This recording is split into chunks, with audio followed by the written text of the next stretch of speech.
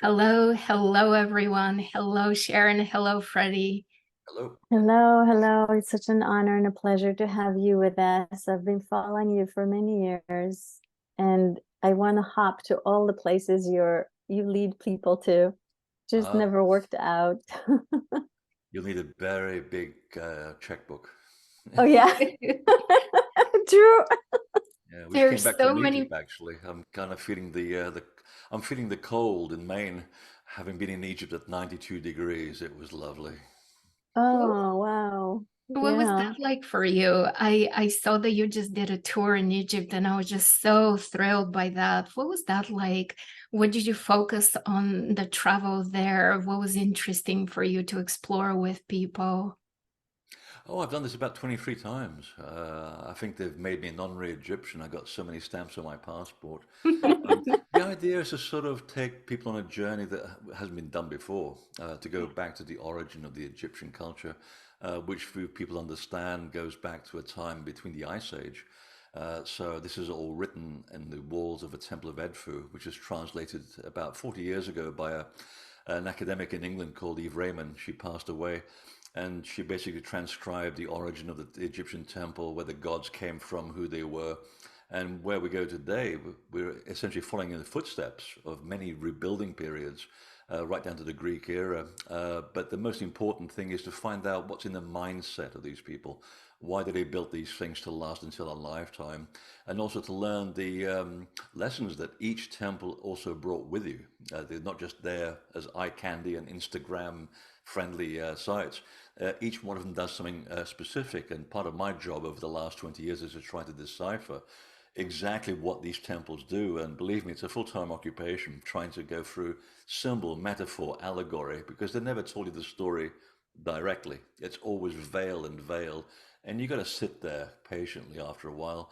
And people get it. I mean, the idea is to sort of take people for 10 days and experience the site, not have me talking for 10 days in their ear because you'll learn nothing. I want to give people private time as well to go and explore by themselves and get a sense that they have a communication and a relationship with the temple. And 10 days later, when they get back to the airport, they see the world very differently and they feel the world very differently. In fact, they can't handle the modern world because they see the amount of the signal to noise ratio is very little. And they realize that for 10 days they could put that aside and become much more centered and much more connected. And a lot of them go back home, they'll change their jobs, they'll change their husbands, their wives, and it does happen. And I can it's like a see that. matchmaking service. But also yeah, they'll go through hell. They'll get dismembered just like Osiris was, and then get rebuilt as a new person. But that's the whole point. So, and I'm glad to see that a lot of people who do show up 5 and 6 times over and over, they have become much more sort of cohesive people than they were before. So I see the change happening on every trip. So it makes it really worthwhile. So we don't do tourism. We do things of a much different nature. Mm. Yeah, I do. I know some of my friends that have taken people for a while to Egypt, and they say that this year it's been the not the awareness, but the consciousness, the field felt different. Did you feel that? All the time. I mean, it felt different during COVID. I ran 4 tours there because Wow. they really didn't care. The Egyptian mentality and the Arab mentality in general is inshallah. It's as God wills it. So you take calculated risks, and if you die, you die. If you live, you live. That's the way of the world, and I like that sort of idea. So we had the best time, and I can tell you, for the first time in as long as I've been going there, I could hear the temples breathing, and the pyramid. When you get in front of it, it goes, "Thank God there's no tourists here," because then they hate tourism. They really don't like people going there and sort of giving frivolous attention to them. They're very sensitive monuments. They are the physical embodiment of a living entity. So they like to be respected and they'll reciprocate in kind. So to go there without any crowds, with the right intent, and just saying, what's this all about? And paying some respect, and you get showered with all this stuff in return. So it does change quite a bit. At the moment, and I did predict this as soon as COVID finished, was that people would start getting their frustrations out And for the last 2 years, you see it a lot. I saw a fist fight in the Valley of the Kings. Oh, Here I was saying, I've never seen people getting angry in sacred sites. And, bingo, there we were. Yeah, people are just angry. They want to get their frustrations out. So now I'd rather sort of go at a different time of the year when people aren't there so much and get the temple to ourselves because it makes a big difference. But it does change. Even the buildings change depending on who's been in there and what they've done. And the same applies to pyramids as to Stonehenge, Glastonbury is the same thing. People go there to do the right thing, and then the next week someone else will go there to do strange witchcraft and look for UFOs and alien abductions. And you've got that intensity that goes on there, but that's not what the site was built for. So someone has to go there and clean it up, restore it back to its natural balance, and then progress from there. So the temples pretty much echo human consciousness. It's a yin and a yang. You're constantly going between dark and light, balance and non-balance. It's the way things are. It's a big play, it's a big game, so you might as well enjoy it and do the best you can. right. So I'm wondering, as you were saying, that each temple represents a living consciousness, and of course it does. Um, how does that? So, okay, let me just figure out what I want to ask you. I feel that all these stories in the mythological heroes, let's call them, in different nations, let's say, okay, let's say, the Egyptians, you know all the right names. Easter Island has a different kind of consciousness. So for me, the people in the stories represent the archetypical way that we humans can act or how it is in our collective. Does that make sense what I'm saying?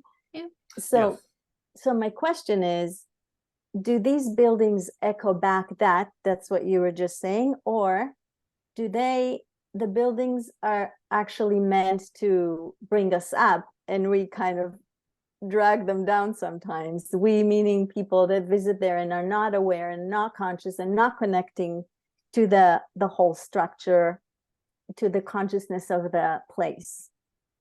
Kind of. It's you have to go back to the understanding of what a god means. It's been a term that's so corrupted in the Western world. It's usually meant to be a not very nice guy sitting on a throne somewhere in heaven with a white beard, always handing out bad news. That's not how it used to be in the old days. No. A god is a force of nature. It's a spirit that's bound in anything. This microphone has a god. This water has a god. A blade of grass has a god. It's the spirit behind any form. Now, if you and I decide to look at water, decide, I want to learn everything possible about water, and you spend years figuring out what happens to water when you freeze it all the way to when you boil it, and you become so intimate with it that you understand it, you can hear it, you can play with it, you can manipulate the energy of water, and at that point you become a god as well, or as a god, as he used to call it. So now you take the essence of these gods, these spirit forms, and you make a physical version of it on the ground to represent a certain facet of the universe. So that's why we're attracted to different temples at different times of our lives. So you can go to the same country, and again, back to Egypt, there are many pyramids, but it's a test I usually do to people on the first day. We'll be standing there in front of the three pyramids, looking out on the sand dune, and I go, okay, tell me which one of these three pyramids calls out to you. And they'll all give you completely different answers. And I'll say, well, why did you say that? Because they're just pyramids. They're all the same, which of course they're not. They're all very different.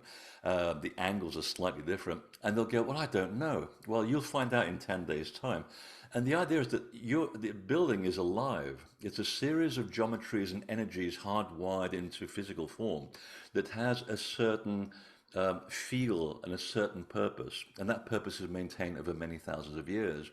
And it knows you. It recognizes who you are and what you want and what your intent is. There's a non-verbal communication.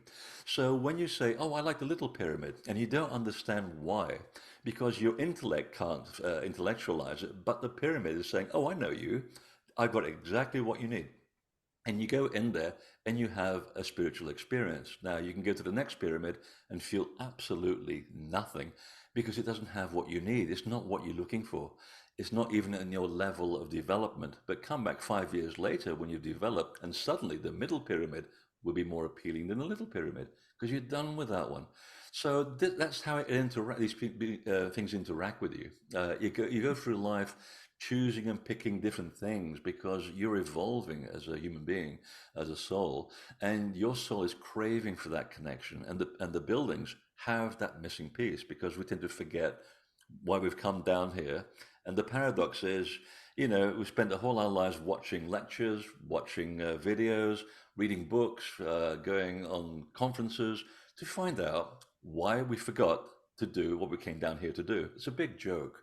So the idea Yeah. is, it really is, when you look at it like that, it's really quite pathetic. So the gods have a sense of humor. So the idea is that the temples were built to remind you of what you've forgotten. And in fact, I think it's the Temple of Vatfu, the back of the temple, it says, we will continue building temples until people recognize they are the temple. So I can imagine two Egyptian priests sitting there at the doorway, smoking a cigarette, watching the world go by, and they'll go, how are people doing today? How's the consciousness of humanity going? Not too well still. Okay, we'll build another temple. And then Oh, when they forget, they can go to that temple and they'll remind themselves as a mirror image of who they are. And they'll walk it back out feeling much more upright and boom. That was the whole idea behind this whole sort of blueprint of building temples around the world, is to remind you of what you've forgotten, to put you back into that state of godliness. It took 25 years to work that out, by the way. I totally believe you. And I'm so glad you did, because I don't think I've ever heard anyone verbalize it so eloquently and so simply, Oh, thank so you. I think it's a big point that we need to know and to be aware of. And the whole thing is about increasing our awareness, so thank you for that. Oh, my pleasure. This is why I travel 67 times a year. Oh my God, wow. Do you know where you live exactly, or are you just kind of like a plain person? Well, it's kind of funny because I renovated my apartment and I was away for so long, I forgot which paint goes where, and it's all different shades of white. So I had to have a notepad with the walls and what has what. I completely forgot. It's very embarrassing. Oh, well, maybe ask the apartment what it would like. Oh, I love the paint scheme. It's just that there's different variations on the same thing. It's not just white, it's great white or yellow white or rose white. That's funny. I like that one, the wall on Or your the right. terracotta Beautiful. makes the room look a bit bigger. Oh, nice. Talking about this journey through consciousness, what is it that diving into the temples in Scotland gave you? Because you've spoken about the Maya, you've spoken about crop circles, you've written about all those subjects, and I know that the latest one has been talking about Scotland. So, what is that giving you at this point in your journey? Continuity. I don't really have a plan. I kind of follow what my Mm. heart is saying and what I'm led to do. People think that I've had this all figured out from the beginning. I haven't. I have no idea what I'm doing. I cross a field and I go, that's interesting. And before you know it, boom, the stone's got hold of you. That's all. They want you to be curious. And I'm just curious as a person. I mean, I lived in Britain half of my life, so I was always curious about where these things came from, because a lot of the stuff in Scotland and Ireland to the same degree, we don't know where it comes from. It just appears out of nowhere. It's an anomaly. We didn't build towers like that. We didn't build megalithic structures like that. Stonehenge by itself is an anomaly, but so the stone circles. So once you start sort of looking at the whole system of what is all this about? Where did it come from? Is it really indigenous, or did we import this from somewhere else? You go on this sort of long journey of discovery, and you have no idea where it goes. And I ended up sort of going to Sardinia, and when I was there filming with Gaia, came across these extraordinary monuments, and I swear I was back in Scotland, and that's where the light bulb went off. I thought, okay, this culture is thousands of years younger than Scotland, so therefore there must have been a migration. So what is this all about? Now, I asked the local historians and the archaeologists, they didn't know about their own history, let alone Huh. the Neolithic culture that they inherited. So I figured, well, where do we go from here? One thing led to another. I got to hear about a very interesting Armenian researcher called Vahan Setian, and we become very good friends. I didn't realize I was a great influence to him, but he's been a great influence on me to learn Armenian. And once I understand Armenian culture and language, I could trace the roots of the Scottish and Irish culture back to Armenia and the whole progress all the way through Europe, which essentially follows a climate change in around 5000 BC, which is what brought agriculture to Europe. So the whole thing in Scotland and Ireland is an inherited culture from somewhere else. And it even ties into the gods of the flood, which is an even bigger story, which I won't get into. It's a huge, huge story. But they were following the same tradition. They were literally escaping one climatic problem to go somewhere else to grow crops in a climate that could sustain them. And they took their evolution with them. So we're literally seeing the same things that happen around the Black Sea, around Siberia, southern Ukraine, the whole area around Bulgaria and Romania. Very rich culture that goes back at least 15,000 years, which hardly anyone knows about. So we see a continuation of the whole tradition.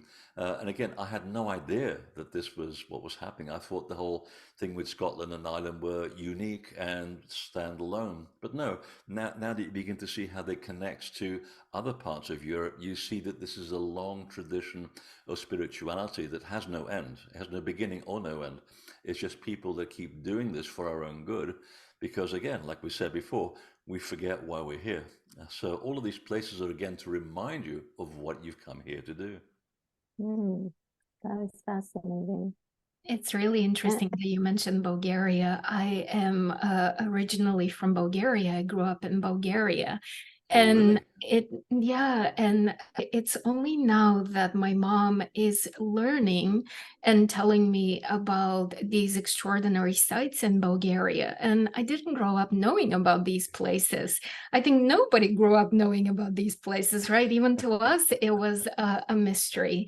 And so it's really wonderful to Bulgaria was hear the you. second country I went to when I was at school. Did you? I had a wow, So very fun. curious history teacher. Yeah, I was about 15, I think. And we went to Bulgaria, and I thought, sounds good. wow. And yeah, I learned about the Bogomils, who one of the most interesting people that no one's ever heard of. Yeah. Very much like the Essenes or the Cathars. They're pretty much the same school, I think. The God Eaters. Yeah, they're totally consumed with understanding God as a form, as a formless entity, but as a source of spirituality. And Mhm. yeah, no, it's a very rich culture. I agree. Wow, fascinating. We never hear about that in school. Or let me ask you, Freddie, I know that your calling is to do what you do, but what kind of, and I know that you do research when you get, like you said, when you get to a field and you see the same thing, then you start digging in, and but it requires so many things that astronomy, archaeology. I mean, it's endless the amount of subjects that you need to know in order to produce this information for us. So what did you do? You just do research? Do you have a background in that type Yeah, of? I don't have a background in research. I have a background in art, music, and graphic design and communication, which is actually very useful for promoting this information to a skeptical public. I mean, it's no different to selling a refrigerator or a car, which is what I used to do. Now I just do it with something else. No, the research actually just comes from the same problems that we had in advertising, which was market research into the buying habits of a specific public in order to sell a specific product. I'm doing exactly the same thing. I have to go and search for the information. It doesn't get given to me nowadays. I have to go and look for it. So that's part of, I think 90% of my work is actually going into libraries, talking to people who I never would have dreamt of talking to, like linguists. Or geologists and Wow. climaticians and you name it, it's out there. But I found that and this is again kudos to my history teacher when I was 11. in London. He said, you know, if you want to find the truth behind anything, you've got to go back 60 years because then you find out the cause of things. But also, the more information you have in front of you, the better you are at figuring out what the truth was. You will never know the truth for sure because only the people that are involved with any event know the truth for sure. But the more you have at your disposal, the more likely you are to be close to the truth. So, again, and this is probably the reason why I don't have a girlfriend, which is kind of sad, is that I spend so much time looking at different ideas from different points of view.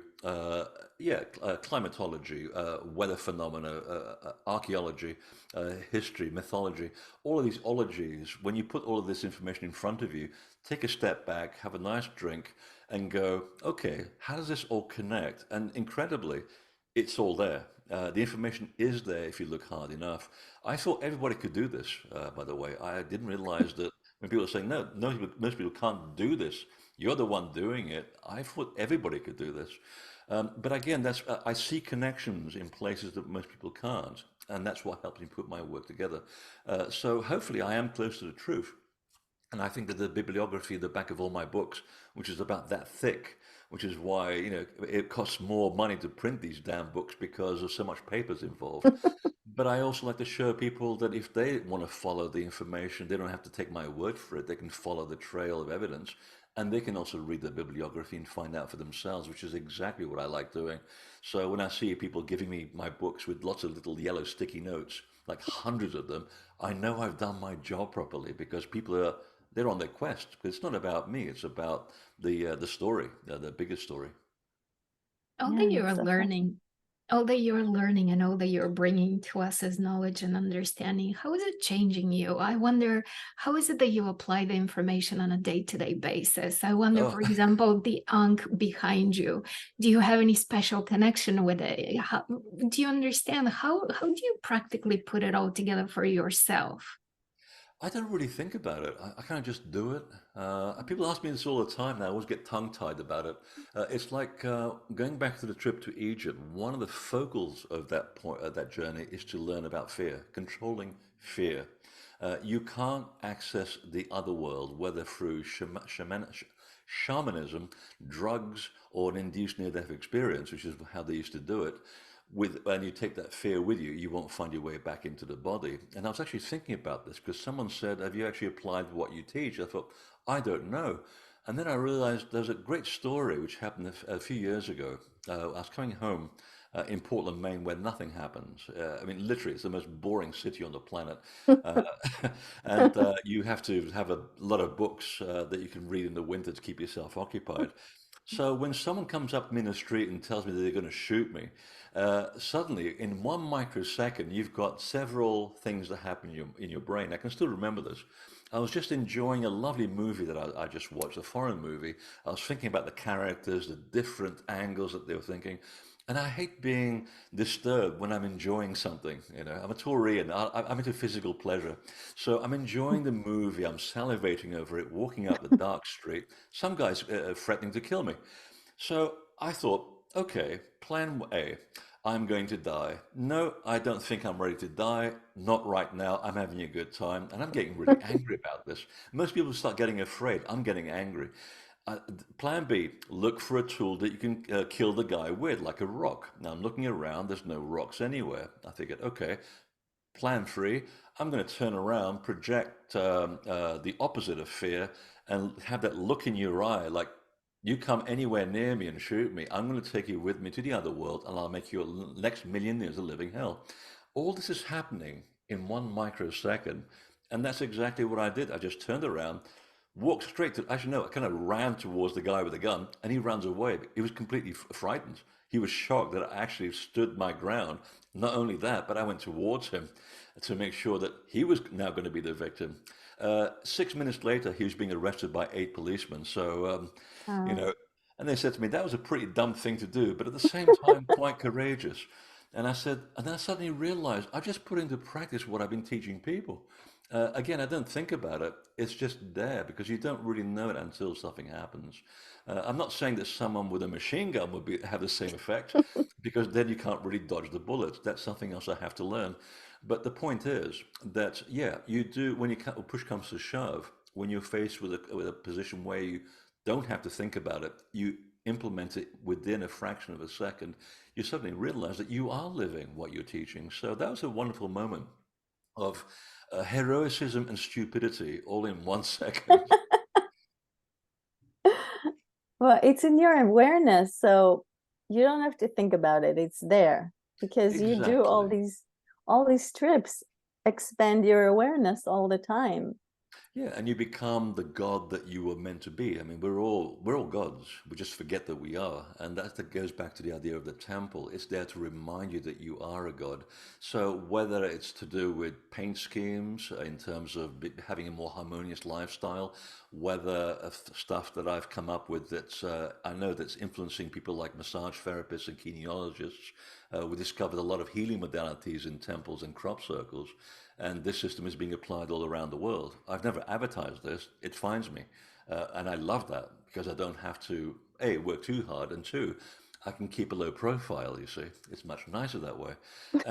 And that work influences other people that I've learned, and I'm just giving it to them because I'm not a healer, but other people want that information, and the feedback that I get is extraordinary.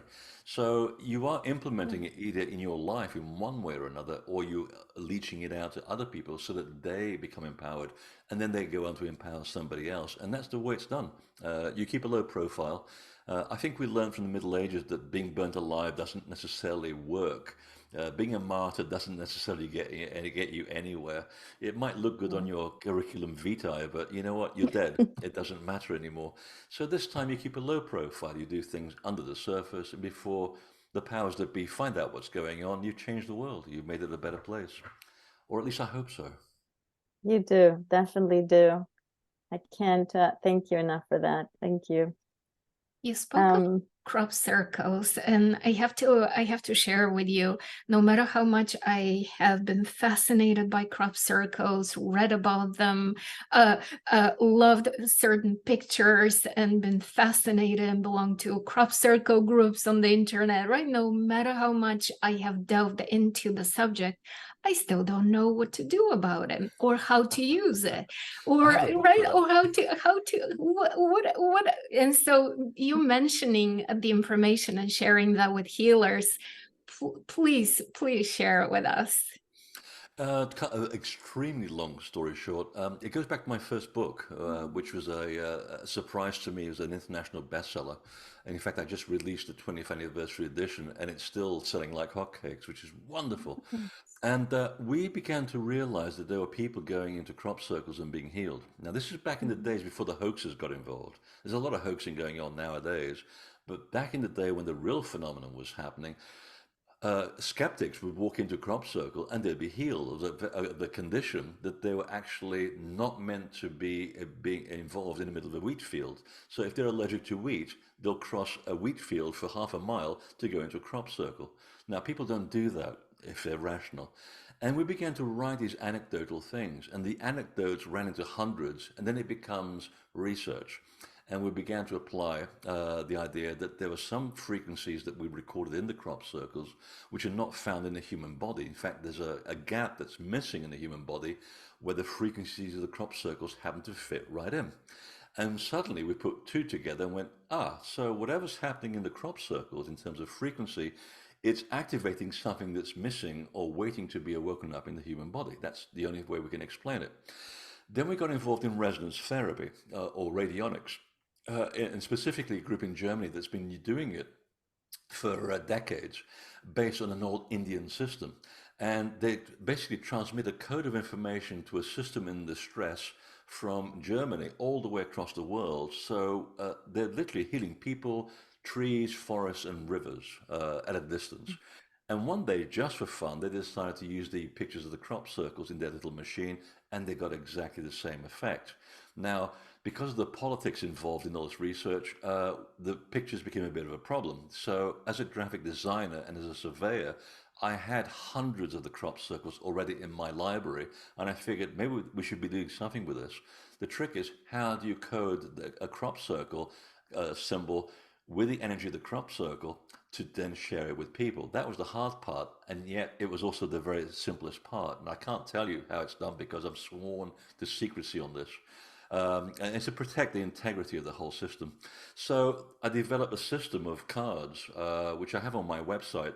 And essentially, they were designed to fit the old radionics machine, so they're quite small.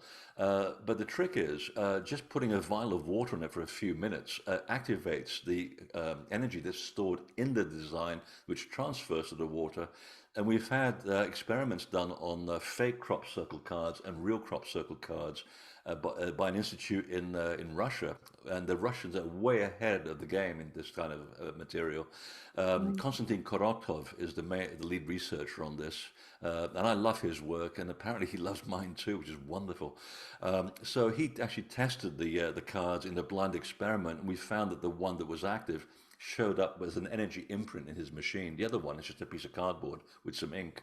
So that's when we took it to market. But again, I never really advertised the whole thing like a big fanfare. This heals everything because it doesn't. The crop circles, they don't heal anything. It's an energy field that's seeking to connect with another energy field like a human being, a plant, a river, and so forth. And if the two meet up, if the two agree to exchange information, that's where the magic begins. Okay, so I don't call it healing, and I can't call it healing legally either. But people can read between the lines and find out what's going on. And some of the feedback that I've gotten from people is mind blowing, truly mind blowing. So it's a new system of healing, and yet it's a very ancient system of healing as well. And originally, the information came from a channel material, from a woman who channeled the crop circles and the source a week before they showed up in Britain for the first time. So we had no idea what was going on. We were being led down this path. So it was real magic, and it still is.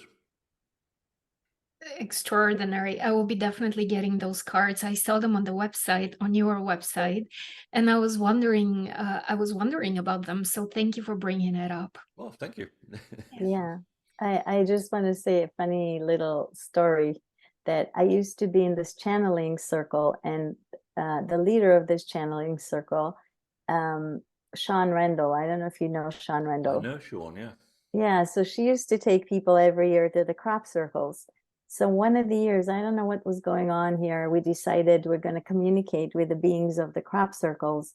And we had it was a small circle of channelers. We agreed on some sort of a design that we communicated to the crop circle makers, and it showed up. It showed up when Sean was there. It Oh, was it happens. amazing. It Yeah, happens. Yeah, be careful very what you cool. ask for. Yeah. Like, You're we had such a a crop firm. circle in my house. Like you go home and there's one at the back of your house. It's like, okay. Oh, Yeah, it was wow. great fun. It was great fun, and to the point where we could predict where they're going to be as well. That was a great experiment in 1999. I remember well. I had people in 3 countries around the world trying to predict the big one for that year, and they all got it. They all got it within 3 days, and the location, given the Britain's a big country, they got it right down to like within a mile of this a little town that no one's ever heard of. And the geometry was all there, and none of them knew they were part of an experiment. I kept that quite secret from everybody to validate it. Otherwise, they would have conferred.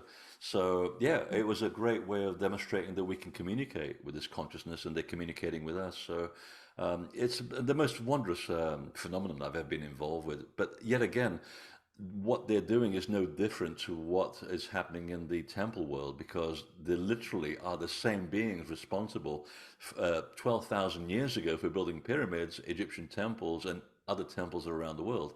They just don't come in physical form anymore because, and I quote from one channeled session, we got tired of being crucified. That was the exact phrase that they actually used. And I said, why? Did you get crucified? Well, no, not in a matter of speaking. It's just that just because we were different and more advanced than human beings doesn't mean that we didn't escape being hurt or killed. We did. And some people just didn't like the fact that we were much taller. We had elongated heads. We had reddish hair, which made us look a little bit unusual. So that frightened some people. And yeah, they would pelt us with rocks and spears.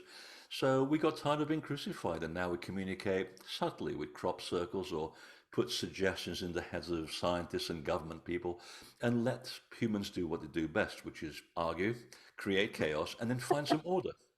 Again, we're back to the sort of the cosmic drama of light and dark, but that's how it's always been, and that's how it always will be.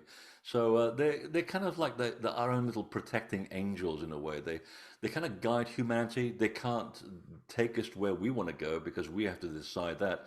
But they also recognize that when we get so lost, we need a little bit of a helping hand. So if we ask for assistance, they will provide the assistance in a certain manner because they can't really intervene directly in our direction. That's up to us to evolve. And anyone listening who understands Star Trek knows all about that. It's called the Prime Directive. And Gene Roddenberry also attended the same seances, by the way, and that's where he got the idea from. So well done, Gene. Yeah, well done. Very cool. So I know Egypt is a big place that represents what your research is. What other place would you say? I mean, probably all of them are fascinating to you, but any other that stands out in your mind right now that you want to tell us about? All of them do. It depends where I am in life and what I'm looking for, just like anybody else. Sometimes I'll be attracted to go to Scotland all the time, then I get tired of Scotland. Only kidding, I never get tired of Scotland. And now I'll be in Egypt, I've done South America. Now it's like I don't need South America right now. Again, I'm learning at the rate that I'm growing, and my body takes me to where I need to go. But there is one place which is very special, and I am going back there to do a 5 week tour in March, and it's in New Zealand. And the name alone is worth it because it's called the birthplace of the gods. And I am not Oh, kidding you. That's actually what it's called. And if you didn't think that you were psychic, go there. It's in the middle of nowhere. It's a landscape temple. It's the rocks are natural. They've been shaped by human hands with stone walls into the heads of people and animals. And you can still see that they're highly eroded now. They've been there for a long, long time. But it's a place that's so unencumbered by human folly that you will begin to tie in and listen to the rocks. You can hear the grass growing. You can see things in front of you that haven't been there for 8,000 years. It's like being in the middle of a veil between two worlds, and I can't get enough of it. I learn so much when I'm down there. I feel very much at peace. And in my life, that's saying something because I never said that about any place in the world, that I'm actually at peace somewhere, and there I am. So I've actually been trying to move there for 10 years, so we'll see what happens on this trip. But I wow. certainly recommend it. It's about 2.5 hour drive from Christchurch to the Alps. And you got to plan where to eat, drink, get petrol. You're in the middle of nowhere, and go. You got to know how to hike for hours. But I guarantee that you will have a wonderful experience because you will be so connected to everything that you won't want to leave. Wow, I want to go there. So I hope you are going to have it on your website when you plan to go. We're I'll going to probably put up your website and everything that we spoke about. I We're won't be going to doing a put, tour there because there's how will I describe this? The sites in New Zealand are few and far between, and it spends hours and hours on a bus, which is no fun. And also the people, the one of the indigenous tribes there, who are the Waitaha, who hardly anyone's ever heard of, and they used to be in Easter Island during the flood when the gods were there. So their stories are incredible, and I love promoting their work. I'll leave it up to them if they ever want to take people there because it's their land, and I want to show got that it. respect. So I'm just a white guy who basically is following in their footsteps and telling the world about their story that no one's ever heard. Really Fascinating. exciting. Are you thinking of writing a book on your experiences in New Zealand? At least giving people a guidebook of sorts. I have. It's called The Missing Lands, which is the Oh, previous book okay. Mm, that I wrote. yes. Yeah, it became the sort of foundation for the missing lands. Because I was my colleague Graham Hancock, who I'm sure you've never heard of, he basically was coming up with a book also about the ancient past, and I got wind of what the direction was, and I had to change the whole direction of mine in case people thought I was copying him, because he tends to focus much more on the nuts and bolts of ancient civilization as I do. But suddenly it gave me the chance to rewrite the book focusing on the people. on the gods themselves, where they come from, who are they? And the story was incredible. I had, again, no idea that this was going to take that shape. I was pretty angry at the time that I had to completely turn the book on its head, but now it made it into a much better and more original work. So I think it's chapter three.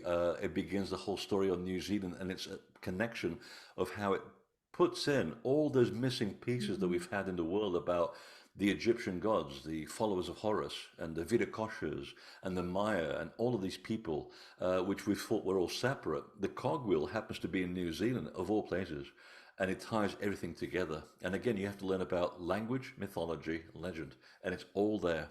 So, in one fell swoop, New Zealand becomes the center of the universe. How about Oh, that? interesting. I can't wait to I wish the read it. Do you have tourism it office would on? pay me for all this. Yeah. Yeah. Yes. Thank Yeah. you. Thank you for being with us today. Thank you for everything you shared. I am tremendously grateful for all the dedication and all the devotion you've had to the mystery so that you can share with us. So thank Well, thank you. you. Thanks for Yes, having me me on. too.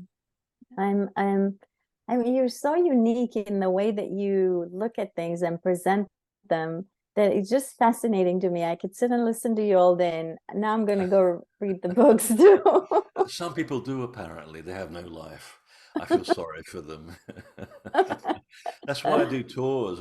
I have 18,000 people waiting to go to Egypt and to Portugal, which we're going to be announcing in a few weeks.